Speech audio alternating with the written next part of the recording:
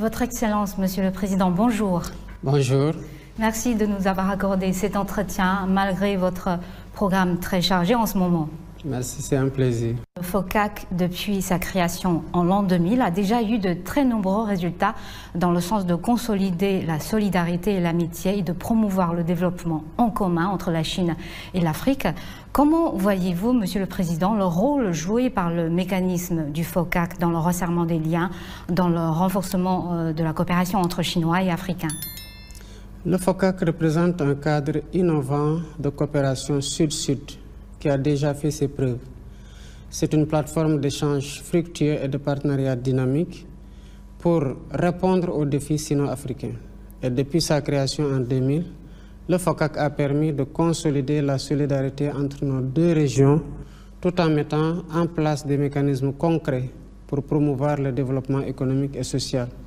C'est donc une plateforme de dialogue régulier et le FOCAC en ce sens permet, à travers l'adoption d'initiatives et de plans d'action, de mobiliser des ressources pour financer des projets structurants en Afrique en s'inspirant du modèle chinois.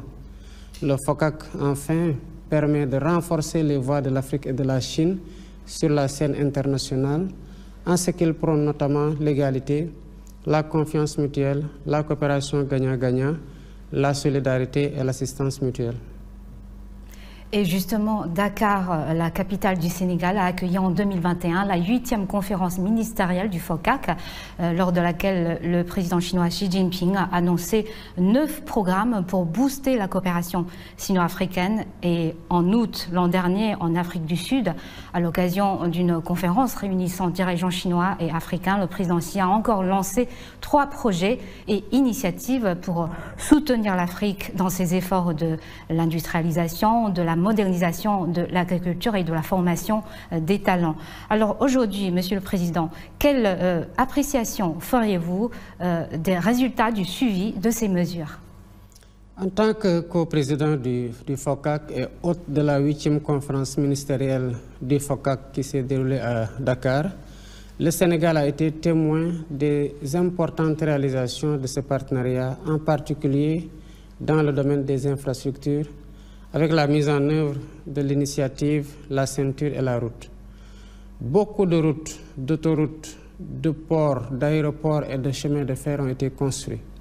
Des investissements importants ont été réalisés dans le domaine de l'agriculture, de la formation technique et professionnelle, de l'hydraulique et de la santé. Le suivi des initiatives et programmes lancés par le président Xi Jinping montre l'engagement solidaire de la Chine aux côtés de l'Afrique, qui augure d'un partenariat plus fort et plus élevé.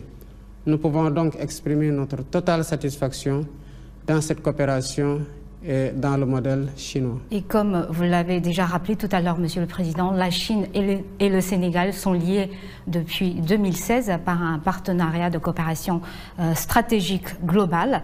La Chine est aujourd'hui le premier partenaire commercial du Sénégal. Le Sénégal a été le premier pays en Afrique de l'Ouest à rejoindre l'initiative La Ceinture et la Route.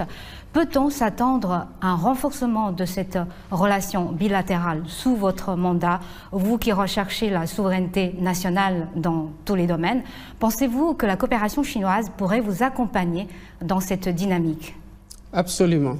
Comme je l'ai mentionné plus haut, ma volonté est d'œuvrer au renforcement de cette coopération afin de hisser à un niveau plus élevé, notamment dans des secteurs prioritaires tels que l'agriculture, l'industrialisation, l'hydraulique, la formation technique et professionnelle et la digitalisation. La recherche de la souveraineté nationale dans tous les domaines est une priorité pour mon gouvernement qui est en train de finaliser la vision 2050 et le référentiel des politiques publiques que nous comptons mettre en œuvre bientôt. Nous travaillons donc avec tous les pays amis et partenaires qui sont disposés à nous accompagner dans la réalisation de ces priorités, y compris et surtout la Chine. Et en termes de politique internationale, on parle aujourd'hui de plus en plus de Sud global. La Chine en fait partie, comme le Sénégal. À votre avis, Monsieur le Président, qu'est-ce que le Sud global peut nous apporter dans notre monde d'aujourd'hui? Et comment voyez-vous les efforts fournis par la Chine pour promouvoir la coopération au sein du Sud global et pour pousser les pays en voie de développement à progresser ensemble? Le Sud global regroupe essentiellement des pays en développement et devient de plus en plus une réalité dans les relations internationales. Il prône la réforme du système international qui, nous le savons tous, est devenu obsolète en ce qu'il perpétue le statu quo et ignore les besoins légitimes de sa plus grande majorité. Le système international est contesté et qu'il urge de le réformer, mais le réformer dans le sens de le rendre plus inclusif, plus juste, plus équitable dans l'intérêt bien compris de tous. Une dernière question avant de terminer cet entretien, Monsieur le Président. La République populaire de Chine va souffler sa 75e bougie en octobre cette année. Quelle évaluation auriez-vous des résultats obtenus par mon pays sur son chemin de la modernisation à la chinoise et que pensez-vous des initiatives lancées par le président Xi Jinping ces derniers ans en termes de développement mondial, en termes de sécurité et de civilisation? Et je vous dis déjà joyeux anniversaire par anticipation et joyeux anniversaire au peuple chinois, à la République populaire de Chine. J'aurai l'occasion d'adresser mes félicitations au président Xi Jinping et de lui renouveler l'amitié du peuple sénégalais au peuple chinois. Avec une politique de grandes réformes d'ouverture, la Chine a pu réaliser des progrès impressionnants sur la voie de la modernisation. Et ce, grâce à une approche qui allie développement économique rapide, réduction de la pauvreté et amélioration des conditions de vie de sa population. Donc les résultats parlent d'eux-mêmes. Le modèle de modernisation à la chinoise plutôt, basé sur une forte capacité d'innovation, une industrialisation avancée et une gestion efficace des ressources, a permis de tirer des centaines de millions de Chinois de la pauvreté en quelques années. Ça aussi, c'est un constat qui s'impose.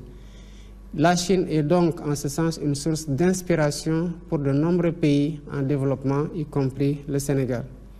Les initiatives lancées par le président Xi Jinping, telles que l'initiative pour le développement mondial, l'initiative pour la sécurité mondiale et l'initiative pour la civilisation mondiale, sont des contributions importantes pour renforcer le multilatéralisme comme fondement de la coexistence pacifique des peuples. Ces initiatives visent à promouvoir un développement inclusif et à renforcer la coopération internationale dans des domaines cruciaux pour l'avenir de l'humanité. La Chine, donc, en un mot, inspire toute l'humanité. Merci beaucoup, Monsieur le Président. Je vous souhaite bon voyage et bon forum.